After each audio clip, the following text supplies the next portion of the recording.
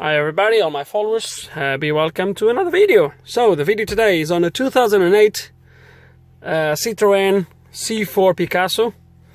I believe, well, I know it's a diesel, but that doesn't really matter. And the problem the car came with is the following. I'm going to show you.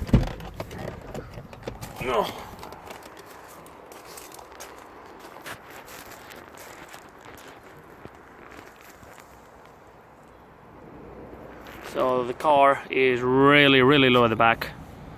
The compressor, so this is the pneumatic suspension at the back, and I'm gonna, when I close the door, you probably can't hear it, but the compressor just kicks in. Try obviously to raise the car, but it doesn't do it. The compressor can be heard every now and then, even with the car locked.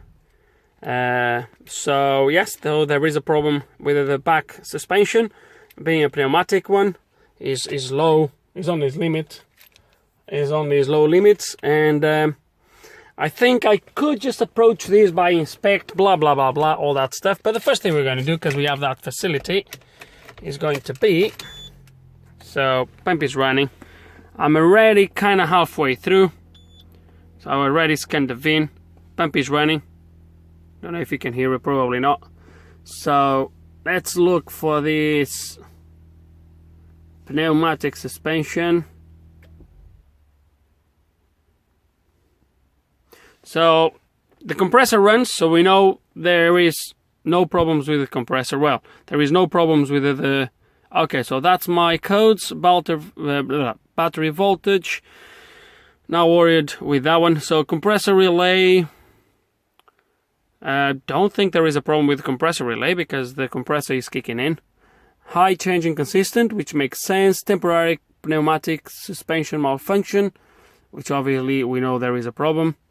So let's clear this. No faults detected. Problem solved. That's it. Okay, let's gonna cycle this ignition.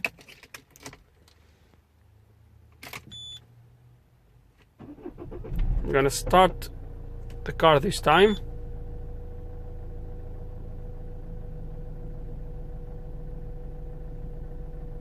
I can hear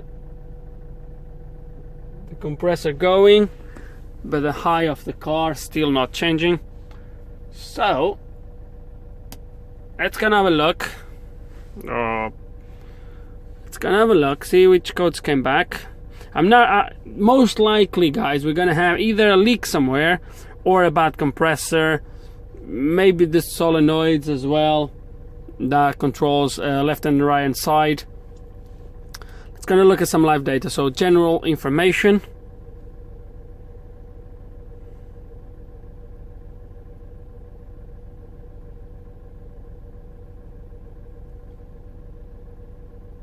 Compressor still running. Okay, so blah blah blah, so programmed. Okay, sensor supply faulty. Sensor supply faulty. Okay. Okay, so there is a problem with the sensor. Suspension pressure 16 bars. That's quite a lot. Well, that's a little bit. So compressor status activated, inactivated. Exhaust electro valve exhaust not activated. ECU temperature. Okay, so it looks like, so my valves are activated to obviously raise the car, but the car's still not raising. Okay. Interesting why there is 16 bars in there and the car is now moving up. Okay. And that sensor faulty. There's another lot of live data. Vehicle high information. Let's see what we have here. Okay, accelerations doesn't really matter. So rear reference 0 millimeters. Position too high. Position too high. Body 8 body height position.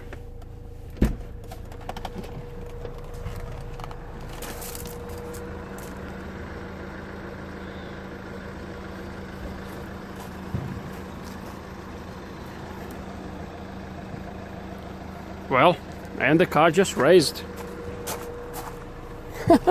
That's interesting. That's really interesting.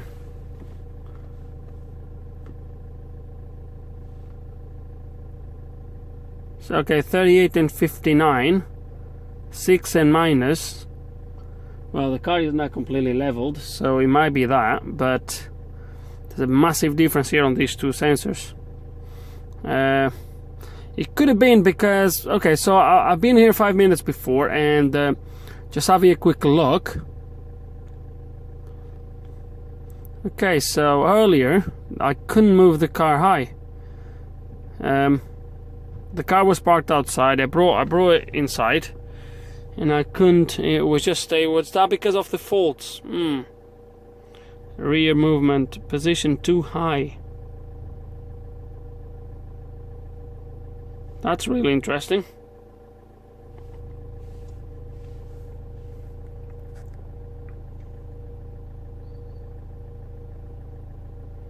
Have a look at this live data here again. Sensor supply faulty. Okay, I'm really now, I don't know. It can be that the fault, something happened on this suspension. It provoked that fault and the system just disabled. But in that case, I might need to go for a drive to make sure. Well, I can't drive this car anyway. There's no road tax on it. Okay, well, might try to perform programming of the highs. Am I gonna play a little bit with the pressurize and pressurize the system, and perhaps programming the highs to see if I can get both sides. But the car is now on a level surface, to be honest with you, so that might not be helping either. So let's see what we're gonna do. Okay, and just while I was turning the car was facing this way. I was just maneuvering the car the opposite way, and it just happened this. It just came down again. Still showing no faults on the ECU at the moment, but it's not raising. Now, what I've done, I'm going to show you there is no faults. Okay, now what I've done, guys, is I've done one thing here. Under special functions, there is a thing to pressurization.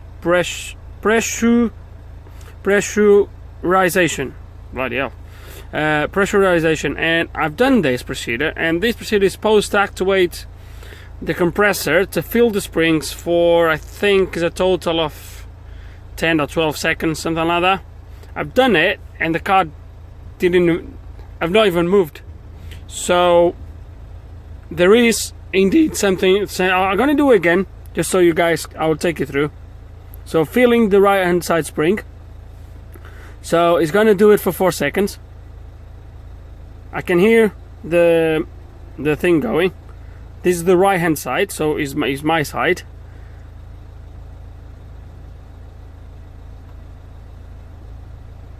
Okay, so the tool will fill the right square approximately with 7 seconds. I'm going to press OK again. So the compressor is going. As you can see, the car is not moving. The car is not moving at all, and it's telling me that it's done. And now it's going to do the other side, and it takes me through the same procedure. So left hand side 4 seconds. That's going to do 7 seconds, and by this time the car is supposed to be raised.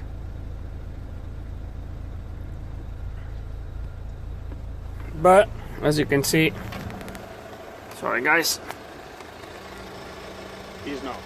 So it's still at the lowest position. So I believe right now, as you can see, there's still no fault codes. I have a feeling that there is a leak somewhere, or the compressor is just not pumping it's just not building pressure. So rear reference position too high. I don't even know why he's saying too high when it's saying 54 millimeters, minus 54 millimeters. Rear movement, so rear reference initial, this is all over the place. Look at that, minus 40, minus 80, 42, 19. Then it tells me initial reference, rear reference. Oh, initial and rear, sorry. So that's fine. So yeah, so I don't know why he's saying too high when it's obviously too low. Sorry, I don't think I'm showing you this, am I? Yes, doors are open. So let me see what pressure I have on my compressor right now.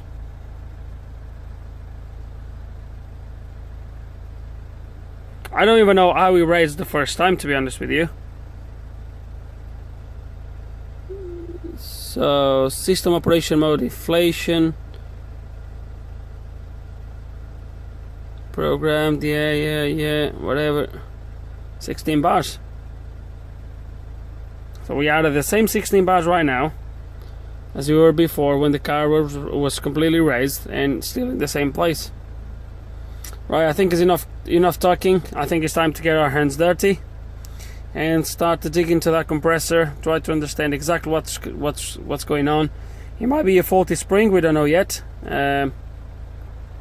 Not the spring, a faulty obviously shock absorber, whatever you want to call it in there. So that's it. Let's gonna leave that. It's not gonna be today because today is, I don't have the chance today, but next time I work on the car, next time I work on the car, we're gonna go start to look under the car and try to figure out exactly why it's wrong. Okay guys, so here we are today, nearly a week later, working on this car again. And one thing that I didn't record, but this morning when I moved the car from the gravel into here, obviously when you open the car the compressor kicks in, and that side raised, not to the level it should, but it raised quite a lot. This side stayed down, and now that I've raised the car, so I have jack in there, and I'll put this one in the middle just to support, but that one stayed like that, which is how they should be, the airbags. This one just went up like that. Okay, so it didn't even stayed on there the way it should. So anyway, I think I'm going to check the lines, make sure they are not leaking. First thing, the compressor should be here inside this, so I'm going to take this cover off, take the airbags out most likely, and go from there, see what happens. But I think it's going to need new airbags anyway. I think it's airbags they are called, but let's try to find out first where the problem is. Hey guys, I found the problem, and that's what I'm going to show you next. I don't know if it's going to work with this. I should use some sort of foam. That would surely be better, but I'm going to try it though. So I'm going to put some here at the other end. I'm going to fill the, hold on a second, I'm going to fill the airbag.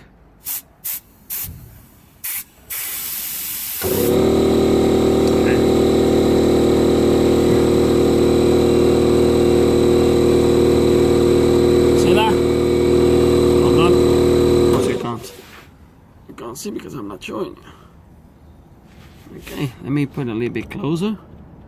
I wanted to see that. Oh yeah, like that. Okay, it's already empty. Hold on a second, guys.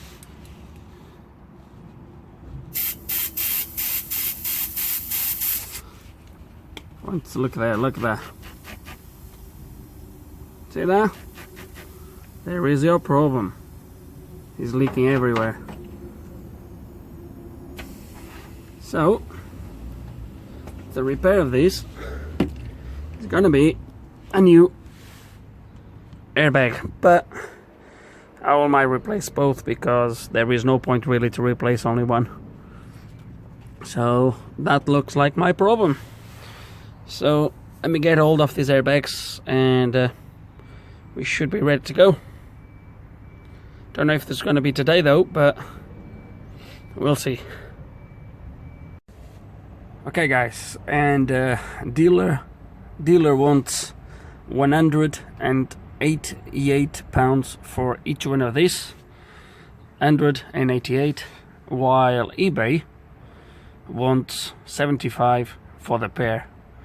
It's not me. I would go genuine, but obviously this is not for me, so decision has been made to get the pair from eBay. I could leave this one. This one is not leaking yet, it's still under pressure, but the rubber is started to crack already, so it's not going to be long until it starts to leak. So we're gonna replace both of them. So for now, all I'm gonna take you through, guys, is how to remove this very quickly, because this is still inflated. We're gonna have to remove the air, and for that I'm just gonna disconnect the pipe right here at the pump.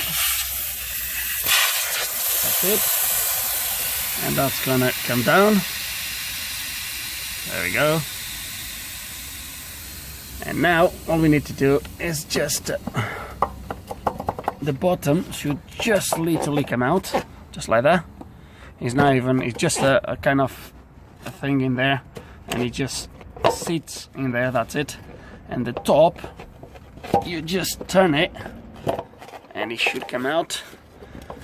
I need to take the hair, I need to take the hose at the top, just hold a second. Okay, sorry about that. Okay, so pipe removed, and now we just twist it and it should come out, but I need to pull it up first. There we go, and it should come out now. That one. There we go. So that's it. Look, it's bad. Look at that. It wouldn't be long until this one. Look at that. It wouldn't be long until these ones start to leak as well. So might be better replace both. And because they were really doing nothing here. Sorry about that, guys. I got interrupted. But yeah, because they are not doing nothing here, I'm just going to take them off, connect all these, put everything back on, and just wait for the new ones. Then we should be a matter of fit them, maybe calibrate the level if possible, if needs. But that's it. It's going to be straightforward from now. Okay guys, and 4 or 5 days later we are back on this one. I got the parts from eBay, so if you are interested on the part number, don't even know if this is the part number for this or not, but here it is, brand new. Okay, and we will be raising the car again, put the jacks on it, put everything in place, and let's gonna fit these new ones and see if we can resolve this problem. Okay guys, we're gonna do this side first. These airbags, they have no left or right, they are the same, but they go in this position, okay, at the top. So they go like this, and then they twist like that, so the air line faces back of the car, the rear of the car, okay. So there is a little opening on there, so it goes like this, and then it twists. Then there's another opening at the bottom that's gonna have to align with this, okay. So they go like that. Once again, they go like this, and then they twist, and that's gonna be facing the front of the car. That's how they go in, okay. So let's gonna do the first one. Be careful with these cornets at the top. Like that. And now they twist, and that's it. And now we're gonna take it off, and we're gonna have to fill them up with the. Okay, I want this to go down there before.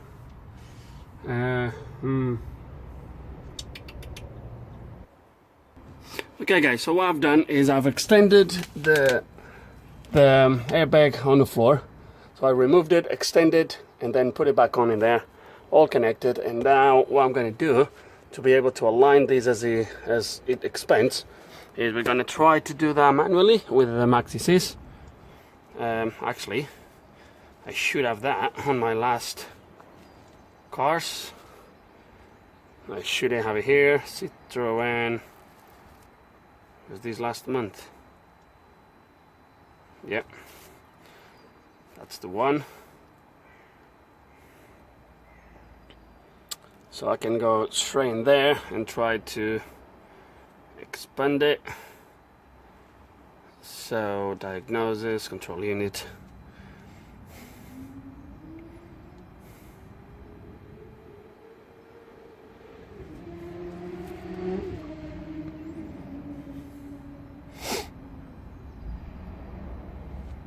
Okay, so active tests. Okay, so right hand, so this is left.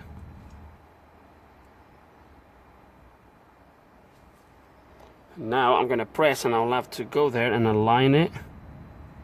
Okay, so, oh dear. So let's press start. Oops, what's the problem?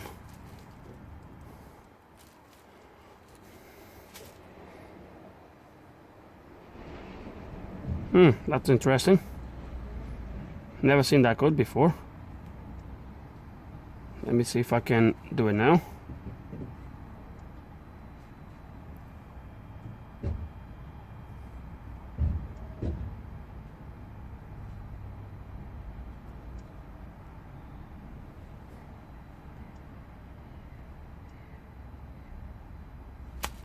Really?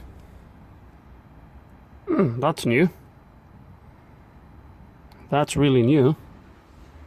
Never seen that before. Okay, let me try to figure out what's going on. So to start with, the car was in economy mode, so I put the battery charger on it, and there is actually a different procedure under special functions. Let's see if that one works. Yep. The right spring is expanding. Hold on a second.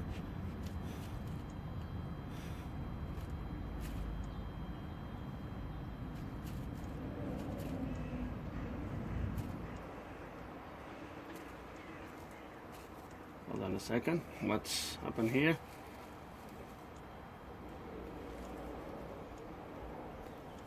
Okay, something's not right here because he did it the first time and now it just stopped.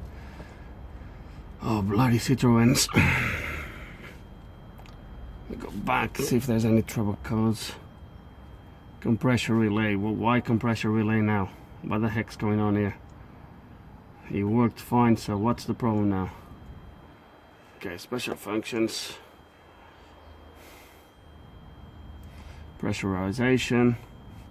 Okay, filling the right hand side. Okay.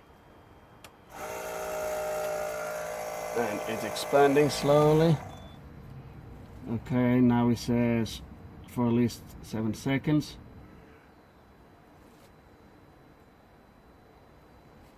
What's going on? Another fault? Crap. Let me see if there's another fault for that relay. It looks like we have a different issue here.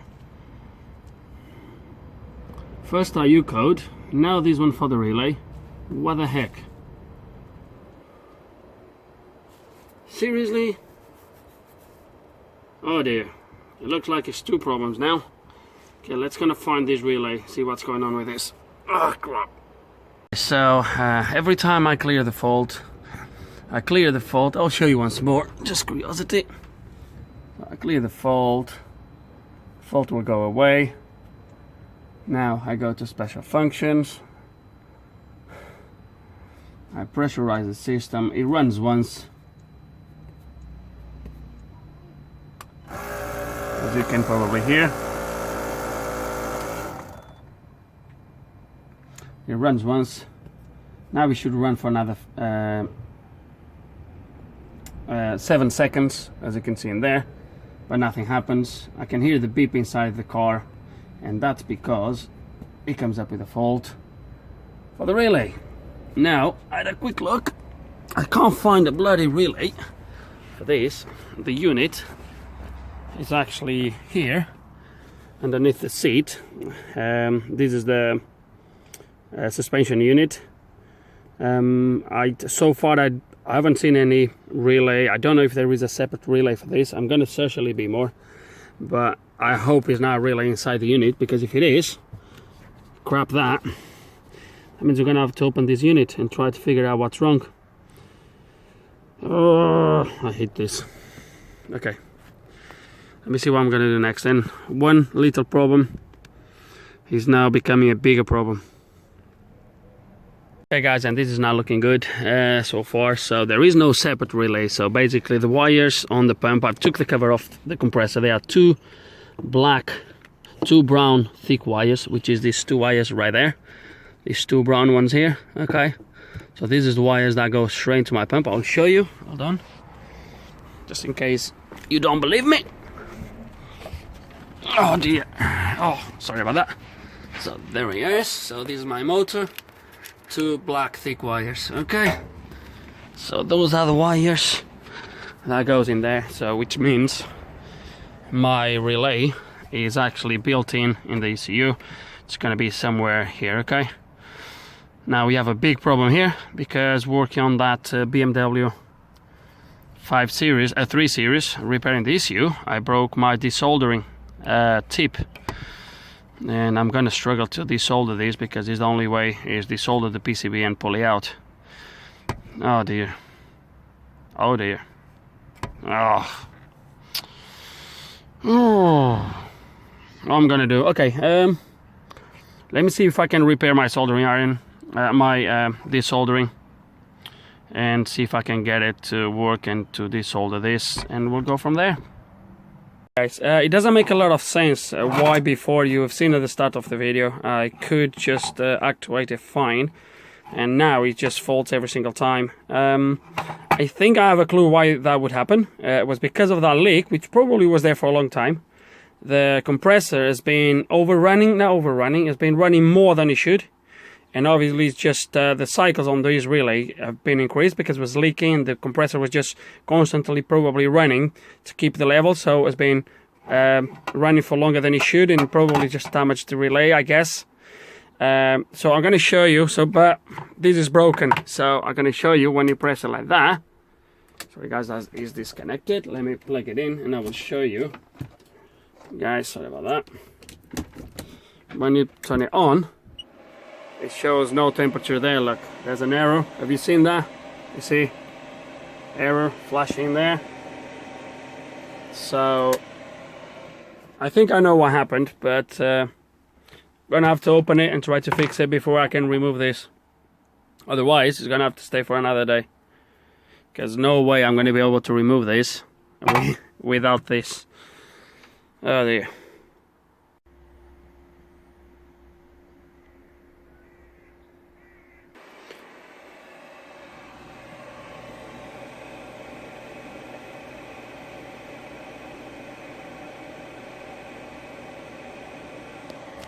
And looks like I managed to get it going again. So now let's remove this PCB and look at the relays on the other side. Okay guys, and it would have to be MOSFETs, isn't it? Damn it. So what I've done is,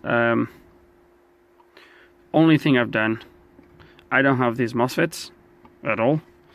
So what I've done is I swapped two of them, because I want to see how the board is going to react. I want to see if my problem is the MOSFETs or if it's going to be something else. This current regulator looks okay to me. I removed it and measured it. It looks okay. These ones, they are a little bit more tricky to measure, but they also look okay. So unless there's something else on the board that senses the current, it can be that the motor is drawing too much current as well, but I think the code would be something else, I guess, if the motor was on its way out.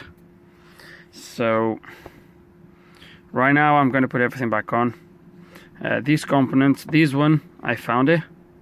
These ones I also found them from China at a cost of about 5, 10, 15 plus about 30 quid for these three of them.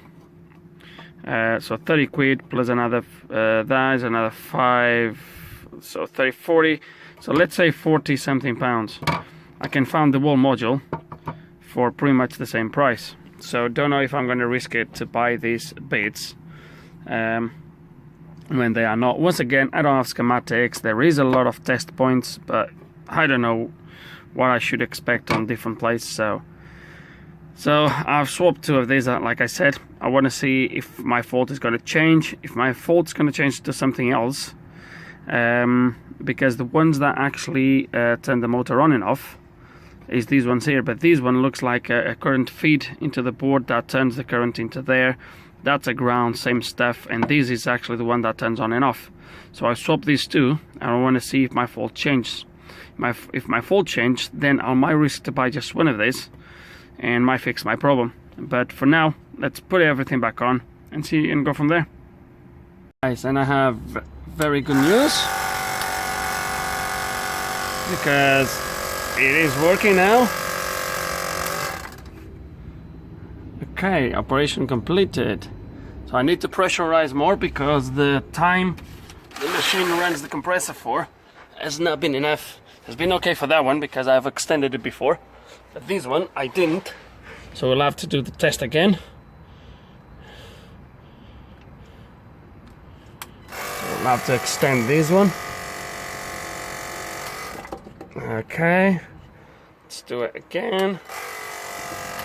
There we go, in place.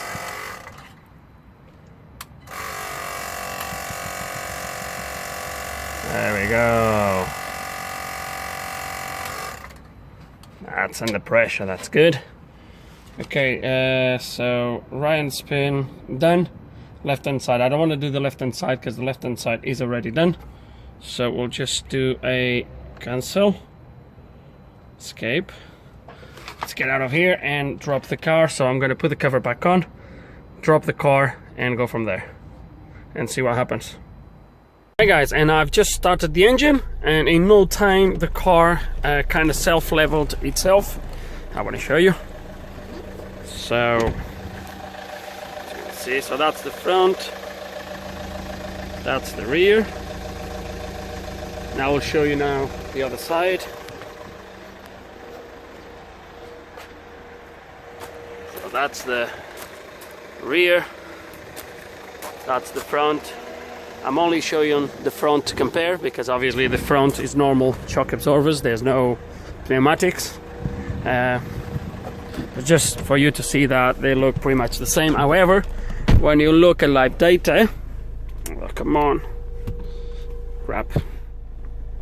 You can put it in a position, steer. Okay, maybe here. It's not too bad here. Okay, so as you can see, it tells me that my position is too high. The rear movement of the total, both sides. So reference, rear reference high 108, initial reference 114.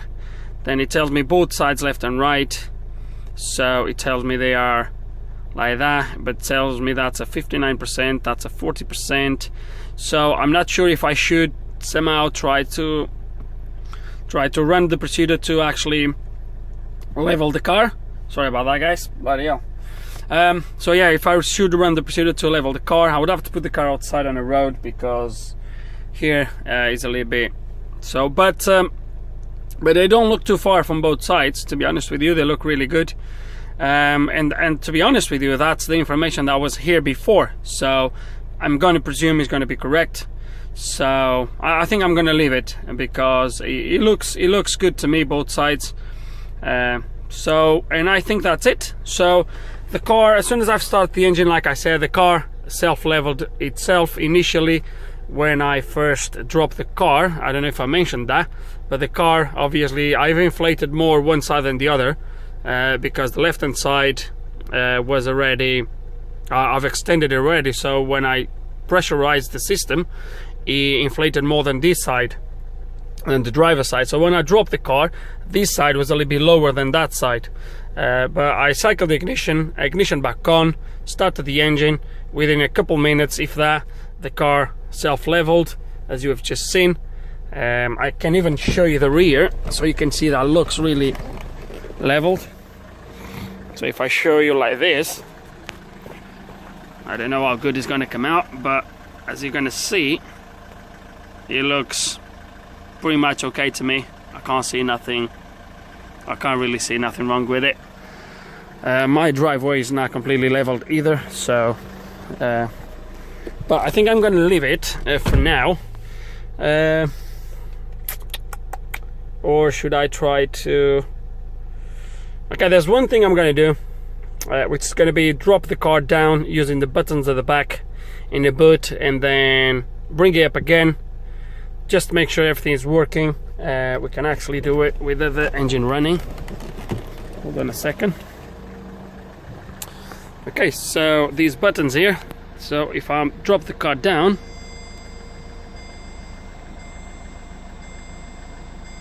so the car is dropping down, is now dropping, as you can probably see.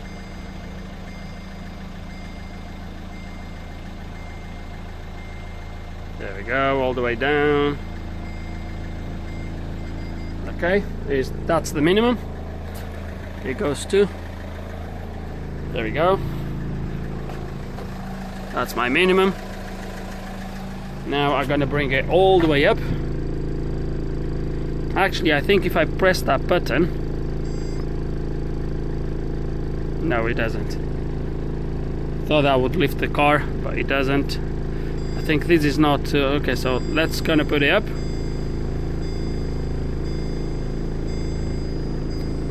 So... it's raising now, so the compressor is running. I can hear the compressor running. I don't know if you can see. There we go. You probably can't hear the compressor, but I definitely can. And it's running. There we go. Look at that. It's on the top now. I think it doesn't go anymore. I'll actually go more if I want. So that was my... so it goes more. So it looks like there is a position where it's like the normal running. What was that?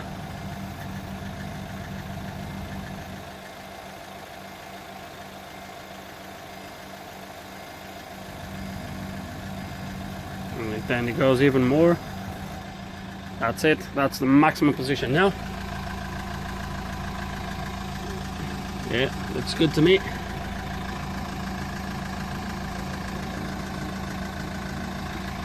It looks good. There it is. So, as you can see, it's really high now. Show the other side.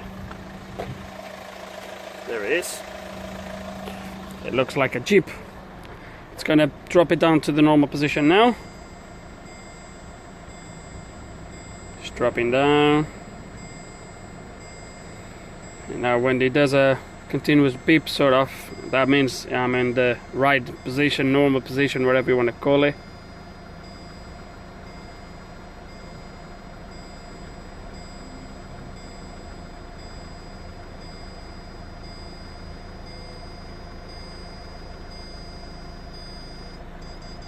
There it is.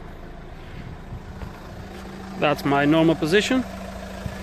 And now I could drop it down, as I've showed you earlier, but there is really no point, just to show it is working now. So what's my theory behind this? What's my theory behind this? I don't know, to be honest with you. Okay, and I had the car here now parked up for about 2 hours maybe. Got back here on the car, opened the car, and I heard the compressor kicking in for like 2 seconds, if that, just literally for 2 seconds, and the car's still in the right high, the right position. So I think there is a fix, and also I've been thinking in the meantime about what could have been the problem with that module, and the only thing that I can think of, it might be that I'm wrong, is that as I've explained to you, I've swapped the MOSFETs that transistor, whatever you want to call it. I swapped them over, the one that was on the main power supply to the one that actually turns on and off the compressor. So I swapped those two. So the only thing I can think of is that the one that actually actuates the compressor itself is somehow the current is monitored. Somehow they have some sort of current sensing or something like that. And it might be that the other one doesn't. The other circuit does not have that. And it might be that the one that was actually actuating the motor was on his way out or something like that. And by swapping them over, I got rid of that problem. I'm not going to say the other one is not going to fail at some point. I think we're going to have to wait to see. But for now, it is working fine. I went for a drive. I think I already mentioned that. It's running absolutely fine. No problems at all. In the meantime as well, guys, I've tried that button on the boot up and down a few times. It worked every single time. So, and I'm really happy with the result. I will obviously explain to the person that it might be that he's gonna have to replace that module.